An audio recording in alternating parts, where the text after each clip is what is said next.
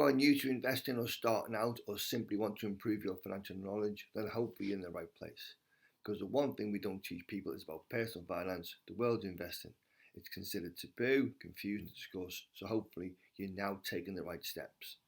My name is Dave, I work in financial services, and I help people access to personal workplace pensions in the UK. As most people, it's complete inertia. So the aim of the videos, my finance blog moneyminted.co.uk, is to improve people's financial knowledge and awareness, so hopefully you can reach your goals just like me. Now, I've applied these principles to become a net millionaire at the age of 52. So I can retire if I want, but I enjoy helping people from a day-to-day role. But it just goes to show, if I can do it, you can do it. So let's get into this latest video. Got my self-invested personal pension plan for a month of June 2025. Now, I do have a workplace pension, but I've restricted: one, the contribution I can put in, and two, the investments. So I do my own Sipp. I can pick my own contributions, my own funds, where I can put on a regular basis. So what is the aim? Well, annual return of 10%. We're looking for a year-end value of 164,000 and annual dividends 2025 of £7,000. So how have we done the month? Well, we started at 157,600. We finished at 161,437.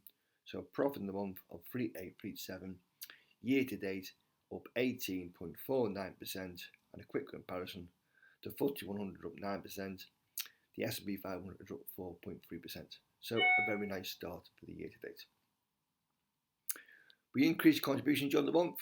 We only put 250, we put £750 a month in, and we'll get tax relief as a basic rate taxpayer of nearly £200. Our platform provided charges fees of £17.71, percentage of our portfolio value. Now let's look at where the funds are held within the portfolio. Predominantly UK based, nearly 80%. 20% in USA and Americas, and 2% in Asia and emerging markets.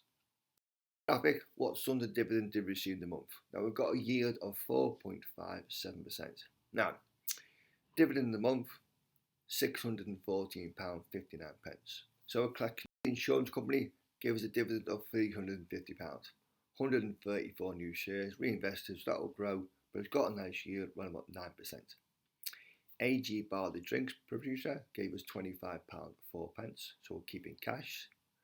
HSBC, the banking group, gave us a quarter dividend of £95.39, so again, reinvested 10 new shares. Shell, the oil producer, gave us nearly £40 as a quarter dividend, so again, reinvested as cash. AJ Bell, the platform provider, gave us £11.74, so again, invested as cash. Card Factory, the retailer, gave us £61, so reinvested the shares, 64 new shares. And finally, BP gave us nearly £32. So a nice collection, shall we say, of dividends. Some invested, some in cash, because it's not worth it because it's out of the month. But year to date, we're about £260 above our expectations. We'll have good months, we'll have bad months, but we'll iron out. So well on our target to reach £7,000 dividends during 2025.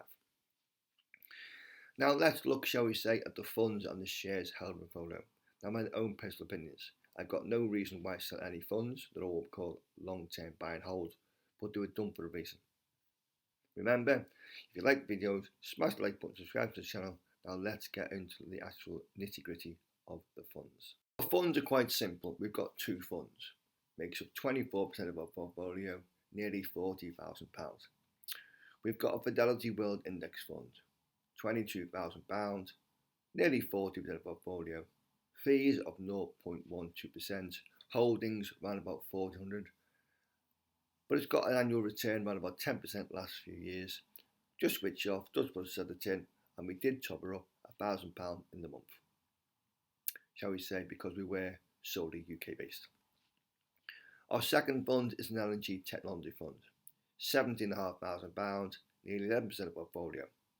Higher fees of 0.32%, around about 250 holdings, but as I always say, had a great run last year. They've struggled this year, but have recovered.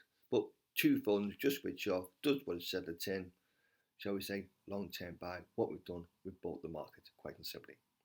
Now let's look, shall we say, at the funds or the shares we hold within the portfolio. we've got 76% in shares, 66% in the FTSE 100, 9%, shall we say, in the FTSE 250. Total share values of £121,500. 15 shares, 12 in profit, 3 in loss. Now our largest holding is Aviva, nearly £32,000, 20% of our portfolio, 5,174 shares. Very nice yield, shall we say. Has been on restriction just by the buy or approval to buy direct line, but very cash rich. We own Lloyds Banking Group, nearly 40,000 shares, £29,000, 18% of our portfolio. We'll have results out, shall we say, at the end of July. So hopefully profit margin increased, shall we say, because interest rates have gone down, very cash rich, and hopefully dividend improves. We own HSBC, the banking group, 1,295 shares, £11,500, 7% of portfolio. As we found out, very cash rich, give a quarterly dividend, so we take them up. But we've done it for diversification. Back on the UK banks, we own Barclays, 3,282 shares, £11,000, 7% of portfolio, and a yield around about 5%. We're away from the banks, we own Drax, shall we say, the biomass producer. 1,336 shares, £9,000, 5% of our portfolio. Very cash rich, got a nice yield, is growing, shall we say, has got some incentives on this from the government, but it's a way forward, shall we say, with so-called biodegradable fuels. We own LNG, the insurance company, 2,412 shares, £6,000, nearly 4%, but a yield of around about 9%. And as we found out, a very good dividend pay in the month. We own Greggs, 299 shares, nearly £6,000, 4% of our portfolio. It was 100% profit, but it just had results, so it traded it recently. The shares were down 15% of the day. It's very cash rich, it's making a lot of profits, but they've said footfall was not as good as expected because of warm weather, and profits will be less than expected during the year to date.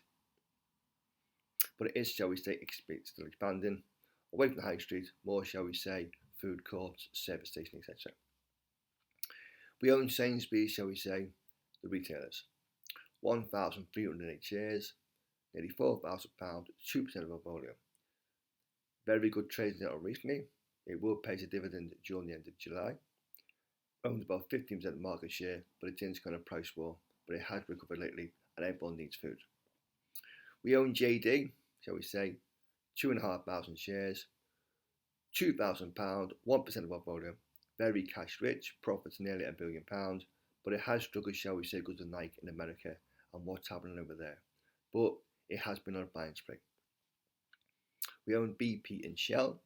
Shell's had a good run, 150 shares, £4,000, 2% of our portfolio, but BP struggled. 540 shares, nearly £2,000, but 1%. Will it be some kind of takeover target? Who knows? Is it too big to fail? It's on a restructuring plan, but as we found out, they pay nice quarterly dividends, shall we say, on a regular basis. Other companies we own is Penn and the water company. Okay, it's struggled lately because what's happened, shall we say, but everyone needs water. We own AG Bar, the drinks provider. We own AJ Bell, the platform provider, and we own Card Factory, all what we're seeing as growth companies. Remember, they may own personal opinions, but as we say, predominantly based in financial services, it's what we know about.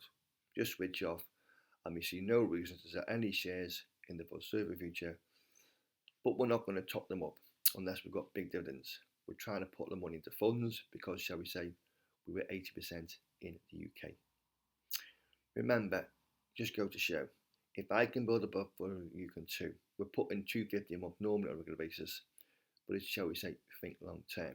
With a tax-free wrapper, shall we say, and all the growth is tax-free, all your dividend tax-free. But if I can do it, you can do it. Remember, check out the blog, moneyminted.co.uk, and we'll see you again in the next video.